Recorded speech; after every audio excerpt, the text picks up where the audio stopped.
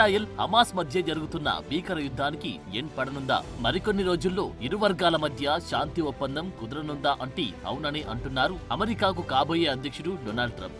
ఈ వారంలోని ఇరువురి మధ్య కాల్పుల విరమణ ఒప్పందం కుదరనుందని తెలిపారాయన. అంతేకాదు ఈ ఒప్పందం కుదరాల్సిందే, లేదంటే పరిణామాలు చాలా తీవ్రంగా ఉంటాయని హమాస్ కు డెడ్లీ వార్నింగ్ ఇస్తున్నారు ట్రంప్. ఇప్పటికే ఈ విషయాన్ని అనేకసార్లు ఓపెన్ గా చెప్పారు ట్రంప్.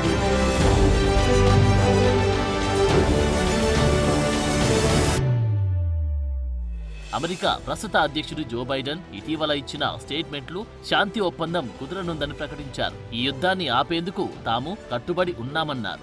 దీనిపైనే ట్రంప్ స్పందించారు. డీల్ కుదరనుందని కాదు, కుదరాల్సిందే అని చెప్పారు. అంతేకాదు తాను అధ్యక్షుడిగా బాధ్యతలు చేపట్టే నాటికి హమాస్ చెరలో ఉన్న బందీలను రిలీజ్ చేయాల్సిందే అన్నారు. లేదంటే హమాస్ ఇంతకు ముందు ఎన్నడూ చూడని విపరీత పరిస్థితులను చూడాల్సి వస్తుందన్నారాయన.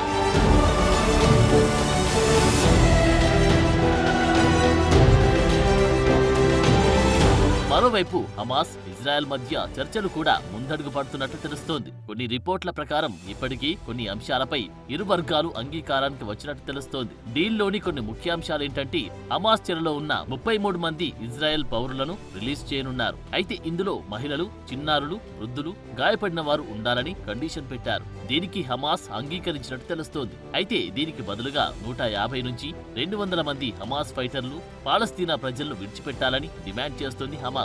దీనిపై ఒక అంగీకారానికి వచ్చినట్టు తెలుస్తోంది.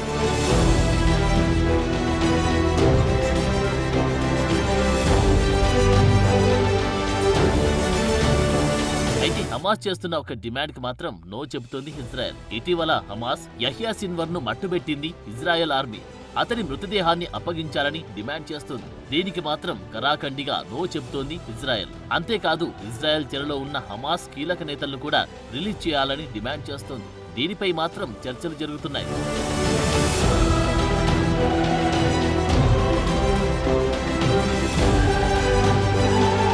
ఈ ఒప్పందం అమల్లోకి వచ్చిన 16 రోజుల తర్వాత రెండో స్టేట్ మొదలు కానుంది. అయితే అప్పుడు ఎంతమందిని రిలీజ్ చేయాలనే దానిపై మాత్రం క్లారిటీ రాలేదు. ప్రస్తుతం దీనికి సంబంధించిన చర్చలు కొనసాగుతున్నాయి. అంతేకాదు ఈ ఒప్పందం అమల్లోకి వస్తే గాజా నుంచి పూర్తి స్థాయిలో తమ బలగాలు వెనక్కి తీసుకోనుంది ఇజ్రాయెల్. అదే సమయంలో గాజా ప్రాంత ప్రజలు తిరిగి వారి ఇళ్లకు చేరుకోనున్నారు.